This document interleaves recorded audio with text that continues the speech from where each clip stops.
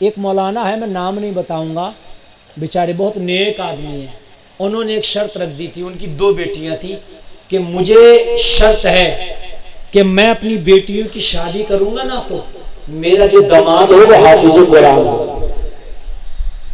کیا شرط لگائی؟ حافظ قرآن ہو۔ اور کیا شرط لگائی؟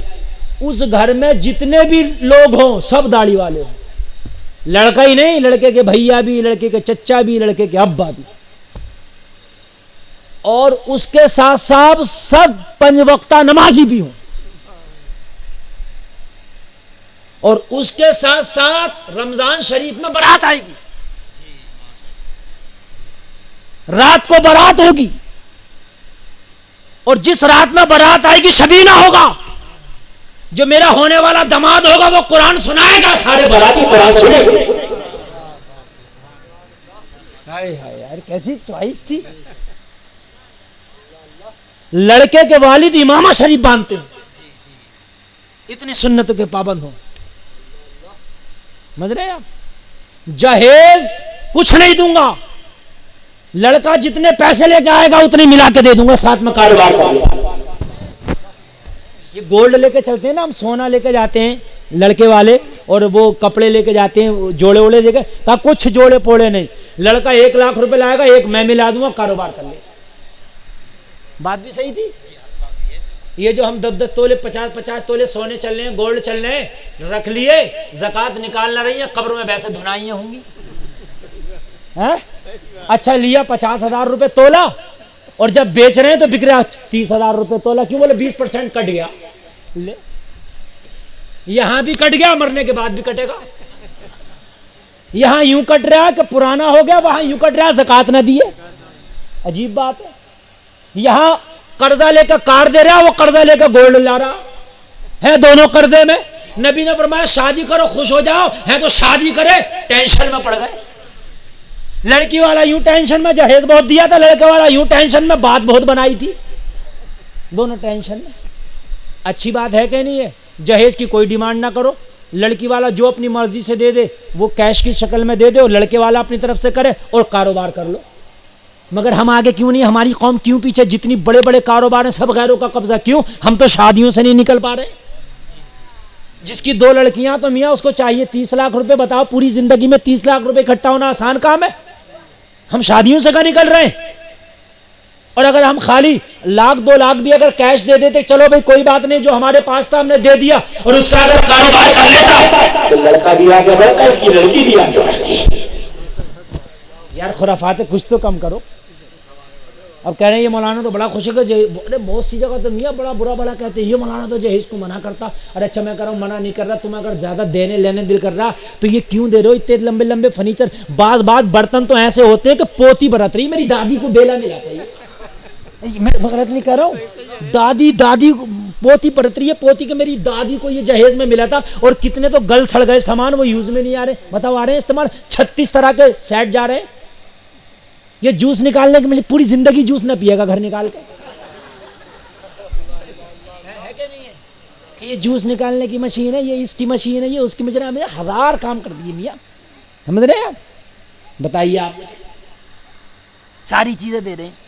یہ سب چیزیں جو موٹے موٹے استعمال کیا تو وہ دے دو، یا تو کچھ مت دو، سمجھ رہے ہیں آپ؟ جو ہو سکے، ڈیمانڈ کچھ نہیں، جہیز کی شکل میں لڑکے کو کیش دے دو، اپنے کاروبار کر لو۔ اور وہ لڑکا یہ کہے کہ میاں مجھے تو اتنا چاہیے، کہ ٹھیک ہے بھیا چلو لاؤ، لیکن تم بھی لے کے آؤ اتنا پیسہ، اور اتنا ہم بھی دیں گے، کرو کاروبار، سمجھ رہے آپ؟ وہ گولڈ لاتے ہیں، لا کے خود ہی بیچ لیتے ہیں۔ لڑکا والا تو نقد ہے، کوئی ٹینشن ہی نہیں ہے، مہر جو دیے لڑکی کو وہ بھی لے لیتا، اور اگر نہ لے ہوئے تو اس سے معاف کرا لے، جاگی کہاں کو؟ ارے نہ کرے گی تو کیا کرے گی بیچاری؟ معاف کرا لے، ہے مصیبت سب اسی کی۔ بتائیے، جبکہ شادی میں 2 خرچے ہیں، صرف ایک ولیمہ اور ایک مہر، وہ دونوں لڑکے والے پہ ہیں، لڑکی والے پہ کوئی خرچہ نہیں ہے شادی میں۔ ایک ولیمہ یہ سنت ہے، یہ بھی لڑکا والا کرے گا، اور ایک مہر وہ بھی لڑکا دے گا، لڑکی پہ کچھ نہیں۔ مگر اب الٹا کر دیا، لڑکے پہ کچھ نہیں، لڑکی پہ سب کچھ۔ اپنے گھر الٹے سیدھے اڑد چاول کھلا کے لے جاتا، اور وہاں کہتا بھائی مجھے بڑے اسٹینڈرڈ کا کھانا چاہیے میری بارات کو، تو نے کیا کھلایا تھا کل؟ پلیٹیں بھی ہتن آ رہی تیرے گھر تو، بات ہے کہ نہیں ہے؟ اس کے گھر پانی ہتے نہیں آ رہا تھا، پانی خالی گلاس ہتے نہیں آ رہے تھے، گلاس مجھے آپ پتہ نہیں تھا اس کا پورے کھانے میں، پتہ نوتے گنیا تھا، نوتے لفافے سنبھال لیا تھا، لفافے. اور وہاں دیکھ رہا ہوں کسی کی ٹیبل پہ اگر ڈونگے کی کمی ہو گئی تو لڑکی والے کی خیر نہیں ہے. اگر کہیں پر ڈونگے کی کمی ہو گئی تو سوچتا ہے اس کا گوشت نکال لوں. مگر اب یار کم سے کم ہو تو تم بھی، وہ بھی تو انسان ہے نا. تو نے اپنے گھر میں اگر کھلا دیا تو اس سے بھی اگر کچھ ہلکا کر دیا تو کیا پریشانی ہے؟ تو شادی کر رہا تو وہ شادی نہیں کر رہا کیا ہے؟ اللہ اکبر. یار ہم نے کیا جو ہے مطلب ماحول بنا دیے ہیں لوگوں. ان ماحولوں کو، خرافاتوں کو ختم کرو. یہ میرے نبی جب دنیا میں تشریف نہ لائے نا تو اس سے پہلے یہ لعنتی کام ہوتے تھے. عورتوں کو، لڑکیوں کو بوجھ سمجھا جاتا تھا. وہی زمانہ پھر لوٹ کے آ گیا. لوگ کہہ رہے ہیں ترقی کر رہے ہیں، خدا کی قسم ترقی نہیں کر رہے، پیچھے پہنچ گئے. اس لیے کہ آج سے 1400 سال پہلے کسی کے گھر میں بیٹی ہو جاتی تھی تو غم کے آنسو بہاتا تھا، بیٹی کو بوجھ سمجھتا تھا.